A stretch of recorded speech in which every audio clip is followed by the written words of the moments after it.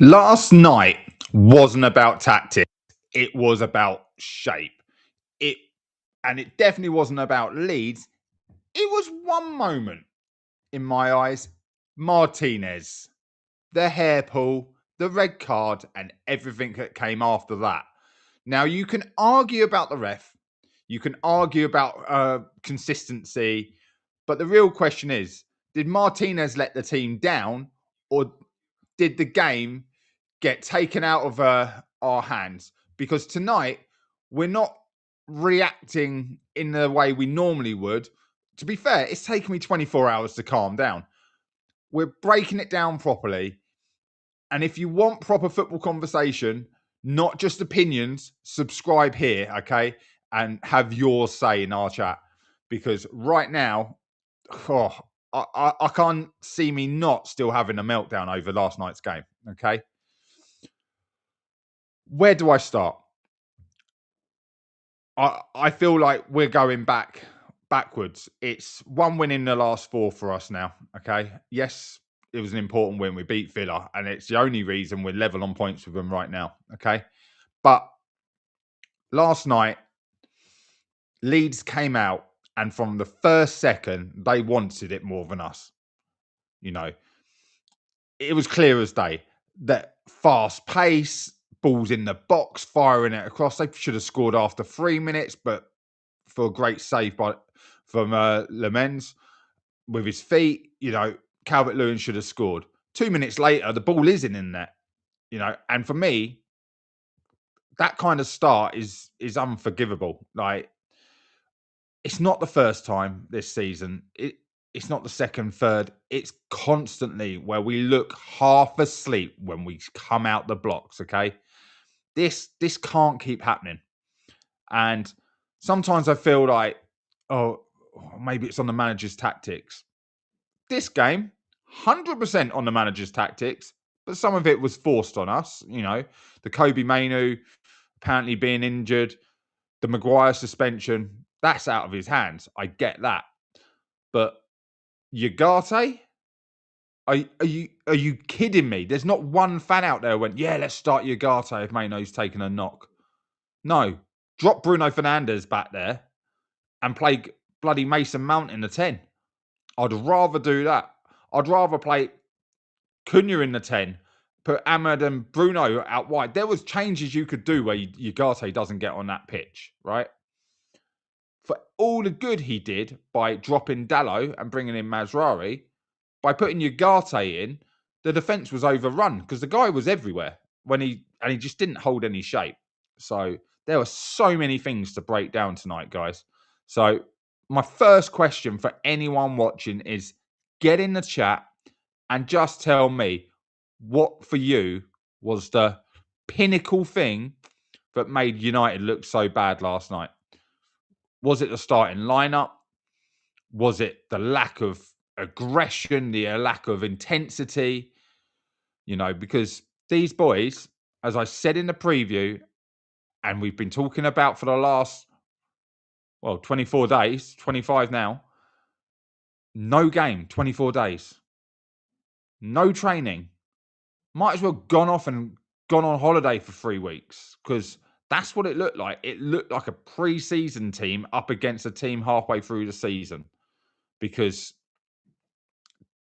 we were just so far off the pace. Passes everywhere.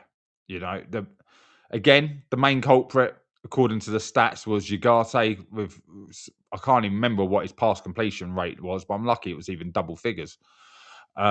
He was horrendous. You got Sesko we put on the box, no balls in the air to him, right? But yet when we play in Bumo up top, we put the balls over the top, or we cross it. The ball is constantly in the air. I just can't get my head round how this team is playing. And it seemed the most disjointed we've been under Carrick. But it did seem similar to what we've seen under Fletcher, Amorim, Ten Hag, when they're just not up for the game. And that's the only thing I can say about it, really. If you want to break it down, the first place you got to start is the first second. And from kickoff, knocking it long, half-hearted, jogging up, no intensity to chase for the second ball, third ball. And Leeds they're literally Fast and Furious FC with no control. So what have you got to do? You've got to match them with pace. You've got to match them with physicality, which is why I actually thought Ugarte was in. Bit more height, bit more physicality. But he never stayed parallel with Casemiro at all. When you're playing two in the middle, when you play two in the middle, see the number I just used twice in a row there. Two. Not Casemiro in the middle with someone running around. It's two in the middle. Okay. So one goes, one stays. Well, it was permanently Casemiro having to stay and Ugarte getting as far forward as Bruno chasing balls. I'm sorry. The guy can't, hopefully won't step foot on our pitch again. Okay. But it's really hard to talk about the game because I just want to go to that one point because that's probably I'm warning you. I'm likely to have a meltdown, a complete rant when we get onto it. Well, I'll try and stick to it. So 5 minutes in, Okafor, the goal.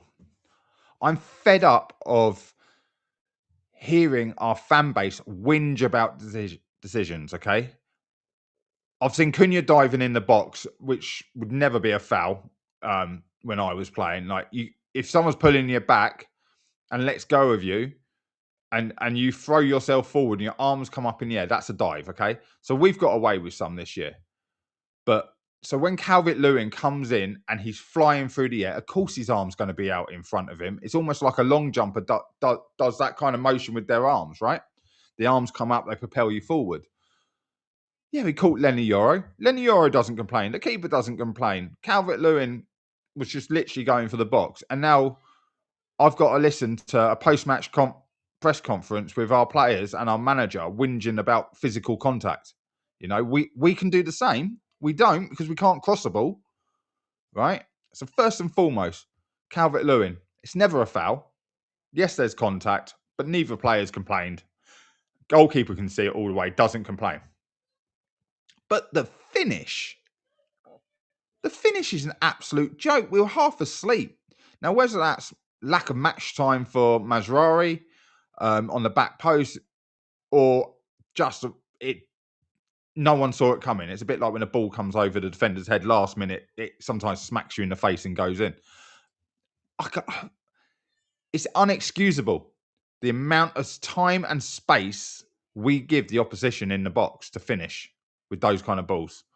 But, he done it. It went in.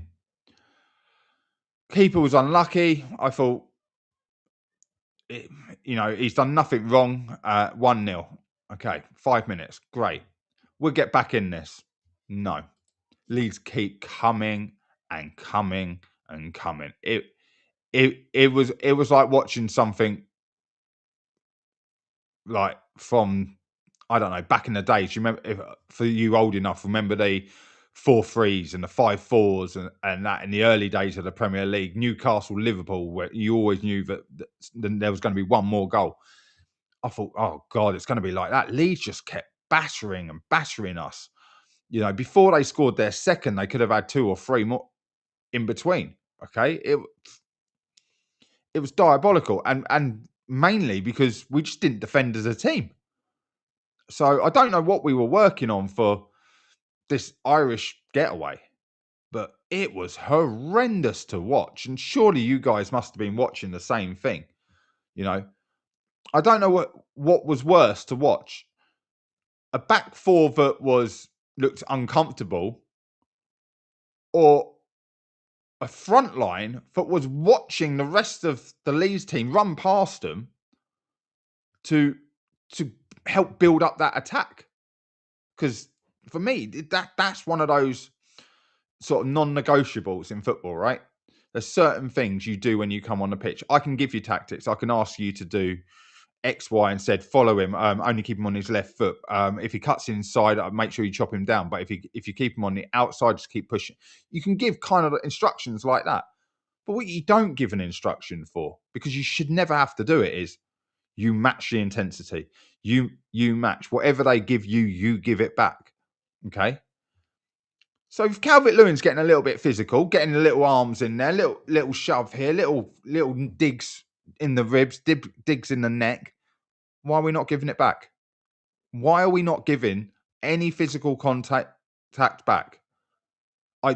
For me, I can't see it. I've just been, before coming on the show, I've watched the first half of the Liverpool PSG game, and I see people like Desiree Doué getting kicked in the back of the heels, trying to be thrown to the ground, and he's still holding on to the ball.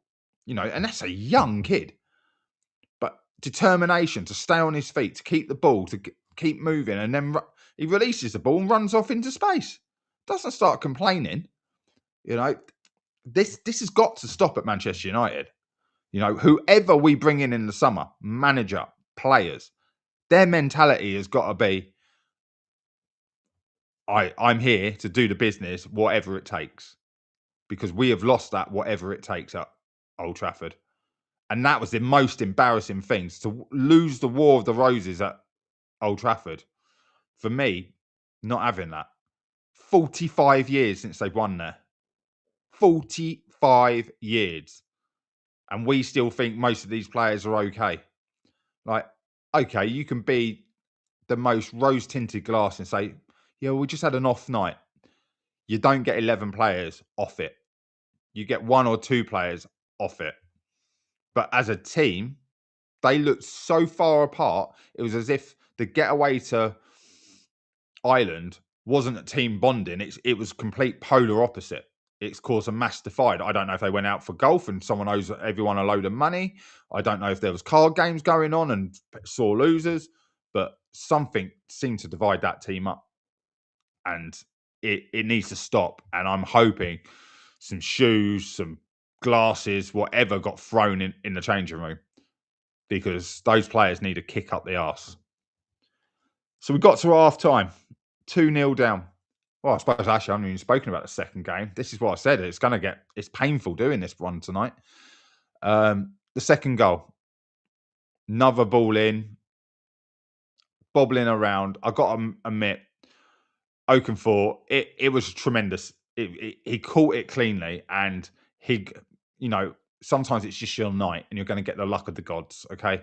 Because that little nick off of Yoro just took it right away from the goalkeeper into the far corner, just enough that he couldn't get across to it.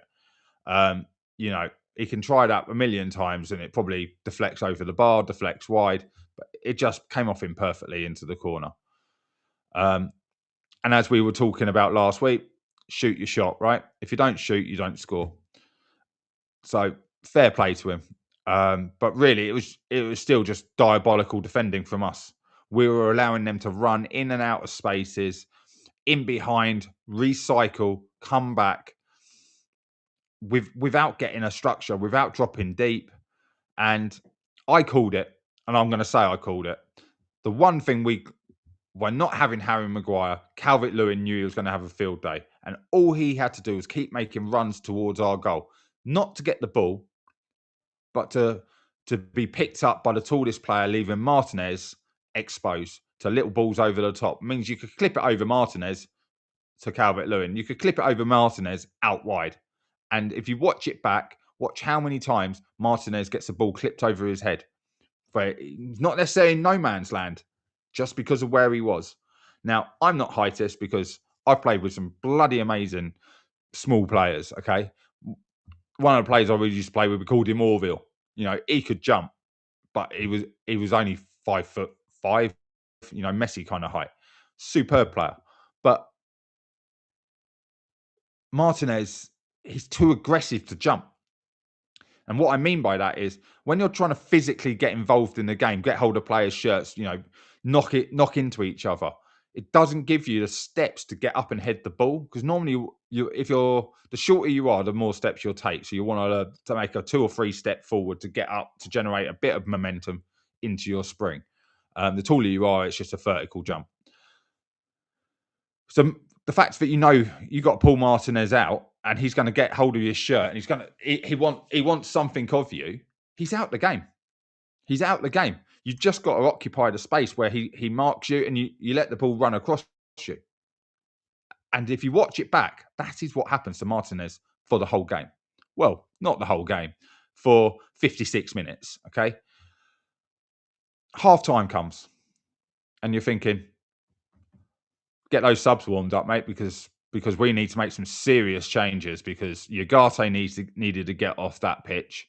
Whether it was Mount coming on, like I say, or we change something in the front line by going Ahmad, Cunha, Bruno, Sesko as the front four, drop Bruno back in to work with Casemiro because they've got the experience of working together this season a hell of a lot more than Ugarte working with Casemiro.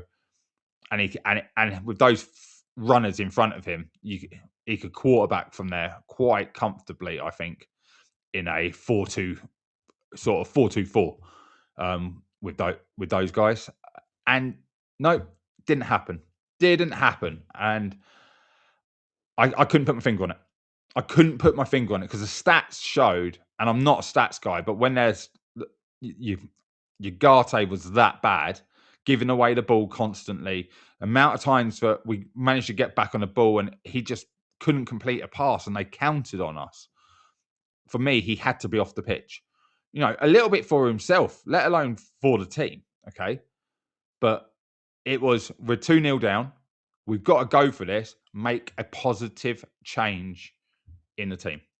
And that would have been positive. Bringing on the extra attacker, dropping Bruno back, who we were still classing attacker. Then you're just 5-5, basically. 5 attackers, 5 defenders, and let's go at them. And eventually, we did. And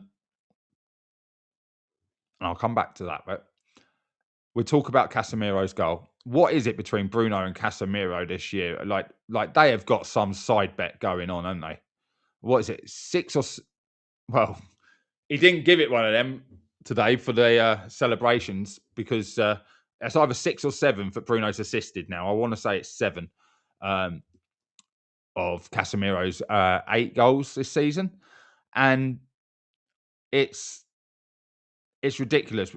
The only 2 players that I felt for 90 minutes worked their asses off was those 2. They just seem to be everywhere trying to be involved. You know, Casemiro's had Calvert-Lewin's killed clears the next one off the line. But the first one, what a bullet header. I was a little bit worried he was offside. Literally times it to perfection. Bang, straight through it. Full force. You can see he doesn't close his eyes. In the replay, I thought he's headed it with his eyes shut like that. But it's not. He's made contact. And he's put everything in it. It's why you close your eyes on contact. You already know where it's going. Superb header again. Literally, he's one of the best small players I've seen head a ball, probably ever. Seriously, the space he gets and gets on the ball, I feel like I talk about it most weeks. But, you know, he seemed like our only goal threat. Sesko had a couple of chances where, again, lack of starts, lack of minutes, lack of chances. There was one where he sort of was put through him and Ahmad, and he just slowed right down, you know. So, and that's the sign of someone who's got lacking confidence. He didn't keep going, but Casemiro gets us a goal, 2-1, and I've got to be honest, I thought the Stratford end was gonna just suck in the goal. You know, whenever we're attacking that Stratford end, everyone feels it. You know, it does feel like you're sucking the ball towards the goal. But, you know, it wasn't to be. The game finishes 2-1. But, you know, getting a goal when you're down to 10 men is the main thing. Showed we still could keep going forward. Showed when we made the changes closer to the end with Mbumo coming on. And, well, I didn't really get the Dallo from Mazraoui. Just maybe because Mazraoui hasn't got many minutes in his legs recently. Maybe that was why there was no real change in formation, and then obviously Leeds just started it. But we only made 2 subs, and again for me, that's not on. We've got a full bench, you know, and we just bring on Dallo and Mbumo. Make that make sense, because I'm just having a look here at who else we could have brought on. And when you're going for it, it just says to me that like something's happened. Maybe, and I spoke about in the preview about intensity in preseason, not preseason, so the training. It wasn't going to be as intense as people were saying because at this time of the season, you can't do intense training. The body's tiring. It's not building itself up. It's lacking rest. It's lacking recovery. And if you try and do intense training and then go back into a game with the kind of break we had, the players are going to feel it. And in a way, it looks like they felt it because they were so off the pace. So this is one of those things where when we're talking about Carrick and his staff staying on, this is one of those areas we've got to look at. I'm not criticising Carrick and the results, but he's been riding a wave. I feel he's made constant wrong decisions after and around the breaks we've had. So we've had multiple breaks with multiple days off where he's allowed the players time off when we know they should be in working on tactics. We know they should be in working on breaking down the low block, working on different combinations, of play, as well as combinations playing together. And it seems that's not been happening, or certainly not happening enough.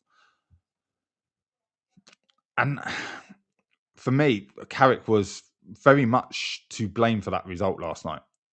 But once you cross the white line, it is on you. And I want to get onto it being on you as a player. Now, I try to stay very calm when I talk about Man United. When I talk about football, I can be very blunt at times, and I can be very sort of like, it is what I say it is, because that's how I see it. Okay. And I can only see it that way. And right now, you're probably going to see the football inside of me because I'm going to move on to Martinez. Okay. And we'll come on to the red card because more happened before the red card from what actually him yanking a ponytail, as you can see in the thumbnail. There's so much more to it than that. And now I'm going to talk to you a little bit about how I feel about footballers. Now, you can watch many a different channel and we all talk about footballers sort of going soft in this day and age, right? You can't really slide tackle. You can't do this. You can't do that. You can't shout at them. They'll probably cry or phone HR. But when it comes to a game, when you've got someone like Calvert-Lewin, and I mean, that guy was putting himself around, if he weren't getting the ball, he was making contact with the player, and he's tall enough that the arms are up in the face. He's not swinging an elbow, but it's a little forearm. It's a little like rub on the face like that. It's like someone pushing you in the face in the pub. You're going to react to it. Anyone puts their hands on your face, you're not going to like it. Any body part. And it's part of the game.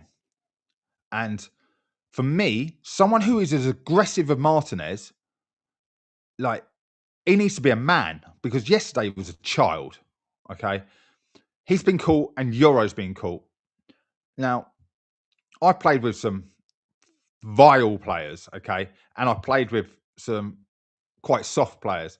But one thing we all knew growing up was you can't show weakness. If someone's making contact with you, you don't go back, you don't go after them, you don't retaliate.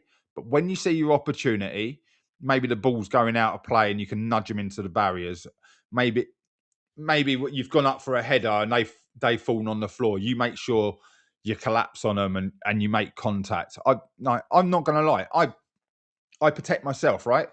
But if I've gone up for a header and I'm going down, someone's saying I'm landing on my knees on the player, right? I'm not going to try and avoid the player. I'm hitting the player and I'm putting my body weight down on him.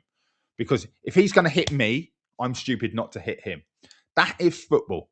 And right now, there's a game on, really important game, and that's what they're doing. They're going at it. They're going at it physically, mentally, and literally the kind of games that don't end in a fist fight, but you take your opportunity. So someone's giving you a dig in the ribs, someone's swung an elbow at you and the ref's not caught it, and they think got away with it, you mark their card, right? And you look for your opportunities to get back. Because if you don't look for your opportunity to get back, they're going to keep doing it, and they're going to bully you as a player. And they will always have a better game for you because they're always going to feel confident against you. Now, first goal, I said, some people are saying there was a forearm from on Euro for the header. Maybe there was, maybe there wasn't. But if you didn't like it, make sure when you go up for the next header against Carrick, you lead with your forearm. Make sure it's not in the box, but make sure it's outside the box, maybe 20 yards outside the box, so you're 40 yards out from goal. So if it's free kick comes, they're not scoring from it. And you just go through the back of him with your forearm. You go, all right, that's one apiece now. And that's the kind of mentality you want.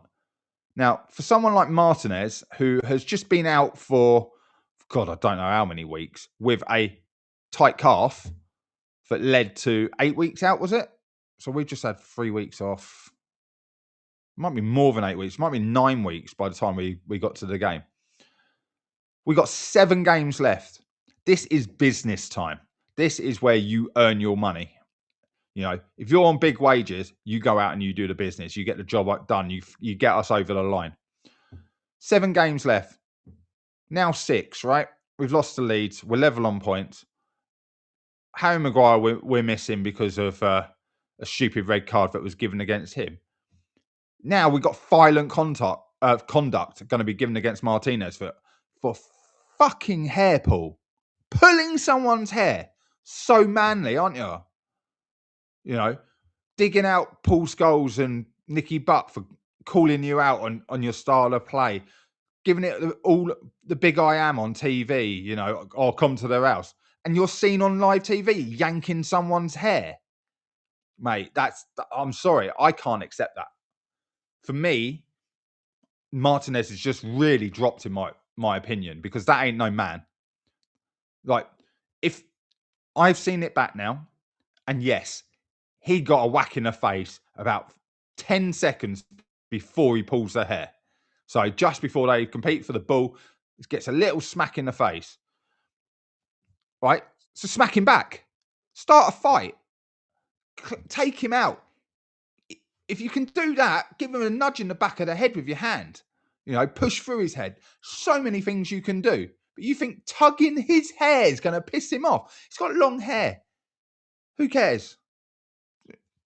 How many players do you think have had long hair and had their hair up and get it pulled? They know it's going to get pulled. He just turned around to the ref and went, "Ref, it's pulling my hair." And you've been sent off for it. You absolute fucking retard. Okay? It's not on. And that's violent conduct. So that's 3 games. We got 6 games left. You've just got yourself banned for 3 games. That is Chelsea and Liverpool we have no Martinez for. For some will say is 50% of our best starting backline.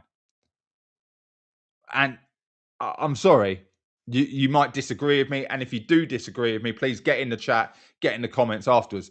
But it is disgraceful and it is unacceptable. There's certain things in football you don't do. You don't spit at players. You don't pull hair. You don't do a Suarez and bite people. You be a man. You take it and you give it. But I'm sorry, that is let the whole team down. And because of that, Bruno Fernandes then goes and gets booked because he's lost his shit at Y. And I think it's just totally unacceptable. But the one thing it did do was fire the team up. Because from that point onwards in the game, yes, we brought it and we took it to them with only 10 men. So why are we not doing that for the first 60 minutes before? Because, again, unacceptable. If that's what it needs, then get them all in a boxing ring before we go out. Get them have a bit of a scrap before we go out. Because if they need that kind of thing to fire them up, then, we need more than 7 signings in the summer. We'll be looking for almost 20 signings. Because if you ain't got that in you, then give up now. You've become too comfortable. You fight for every ball. You fight for what you believe in. If you believe in playing for Manchester United, if you believe for these shirts that we wear and that we buy and we pay for, we pay their wages, we pay extortionate rates to get to those games, and they go out and put performances in like that, again, we should be getting our money back because it's not acceptable. And then, as angry as I was with Martinez for doing what he did, I don't know what's worse, that Carrick and Bruno come out in a post-match interview and complain about the sending off. Complain about that. We just put in, I think, the worst performance. Maybe as bad as the Grimsby game, but in context, worse because it's Leeds and it was a chance to go 10 points clear of Chelsea. It's a chance to stay 3 points clear of Villa. I think it was the worst performance we put out this year. You know, maybe you disagree with me, and you know, we all have our own opinion. Maybe you think I'm overreacting, and I'm not one normally to overreact, but there's certain things I will not tolerate, and one of them's excuses. Michael Carrick picked a weak team. Now, whether he had to do that because he overtrained the players, you know, he needs to come out and own it and go, yeah, Kobe's picked up a knock. There's certain things we couldn't do. He talked about starting having Mbeumo as a finisher where Cunha and people like that. Well, you could see he needed to be on the pitch at half time. You made no changes. There wasn't anyone out there who didn't see changes need to be made at half time. But you'd rather talk about the referee and the sending off and the fact that the first goal was a forearm smash on it. No, it wasn't. It wasn't. I guarantee you I can go back through plenty of footage and see Michael Carrick jumping and making contact with players like that. It's just contact. If it was a vertical jump and he got his arm there, yes, absolutely. But when it's horizontal and you're traveling through the air, your arm's going to come up and almost like you want to grab his shoulder and pull yourself forward to head the ball. It's normal, and there was no force in it at all, and it did not affect Lenny Yoro, who got a touch on the ball. So don't complain about it. Don't complain about the sending off and the fact that, yes, Martinez got a whack in the face just before he gets the ball. I don't care. Your player lacks discipline, and your player has just pulled someone's hair like a 10-year-old little girl. Okay, I'm sorry, guys. I'm going to stop there about Carrick, and Bruno done the same thing. And that's not what I'm here for. I'm not here for the media spin to take the pressure off the team in the fact of we were shit. Come out and say we were shit.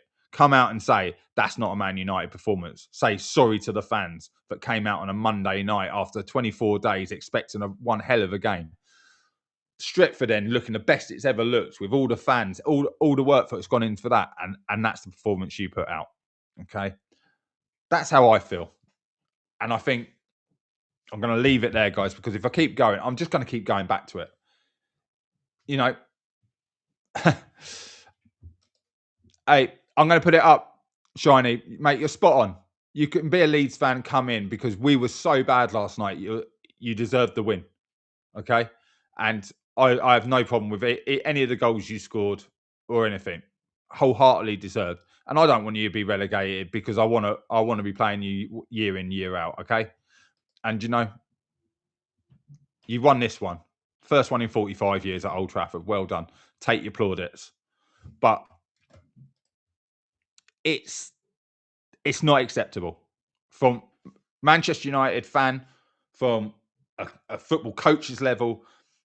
Everything last night was not acceptable, and Leeds fully deserved it. So I will see you all again on Friday night, where we will look forward to the Chelsea game, and what a game that's going to have to be now. But until then, guys, take care.